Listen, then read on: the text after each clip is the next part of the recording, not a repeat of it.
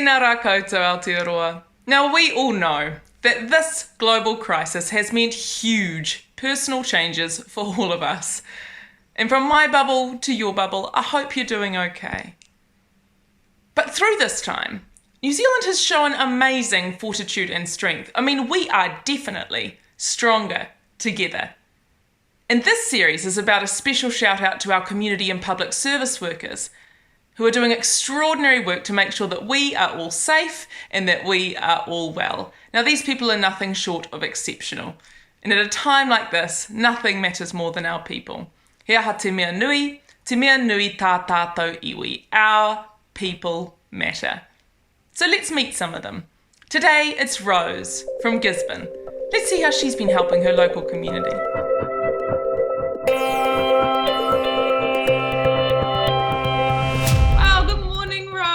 Lovely to see you. Thanks, Jess. Same. What is it that you do? What's your usual job, Rose? Oh, well, I work at the HB Women's Memorial Library, and at the moment I work in what we call the Collection Services Department. So it's kind of the first journey of where our item begins before it goes out to the public. Yeah. So we have all walked the life into the library, from off the street people to very educated people.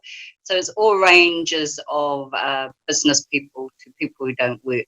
How long have you been working there? 45 years. Right! That's amazing! Retirement. I'm close to retirement, let's put it that way. 3 years off retirement. Libraries have been deemed an unessential service. So I guess, what have you been doing with your time? All the materials that come into the library, I catalogue all the children's material and book reviews. So I've been having more time to read books and do reviews. So when I go back, I will have some reviews to actually put online.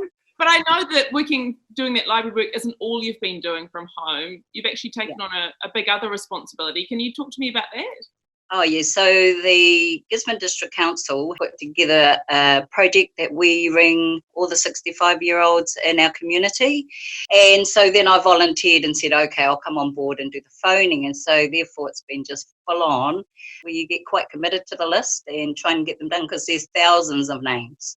What's the intention behind the call? What sort of things are you asking people? Are your essential needs being taken care of? Like, have you got someone to go do your grocery shopping? You know, have you got someone to get your medical care? And if they haven't, the council actually has a team that will collect those sorts of things or go and do the grocery shopping. There's the well-being, the mental well-being too, because you find there are people living alone that have a bit of anxiety, not really enjoying the restrictions, but over it, you know, so you're kind of like a guidance for them as well and giving them advice and guidance. They never want to ring the helplines. What I've got from this exercise is that a lot of people don't know, because they're people over 65. So you're right, 65 to 75 maybe.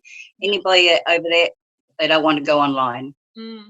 I'm glad I'm part of it. It's been quite fulfilling. There's been the odd day when I think, oh, I'm over these phone calls. But really, when you get a conversation where somebody needs you, you're glad you're there. And I'm telling you, nearly every call, people are grateful that someone cares. So I'm interested in what you think is important about calling everybody over 65. Why does that feel important, do you think?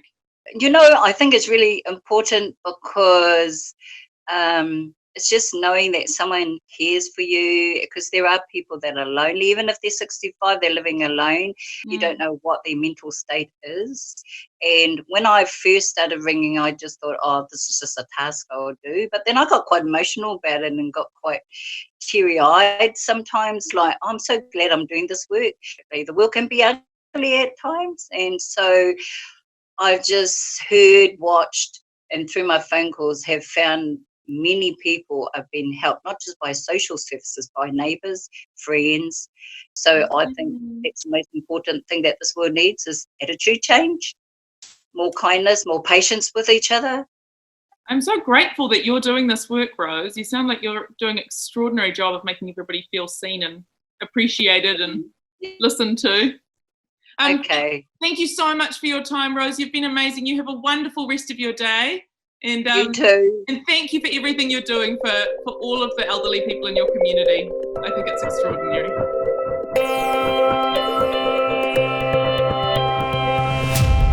So that was the amazing Rose, who is working hard with the most vulnerable people in her community to make sure that they feel safe and listened to and cared for. And we want to send a huge, warm thank you to people just like Rose, our people, who are making sure that everybody in New Zealand feels safe and well. At a time like this, nothing matters more than people. Te mea nui tā tātou iwi.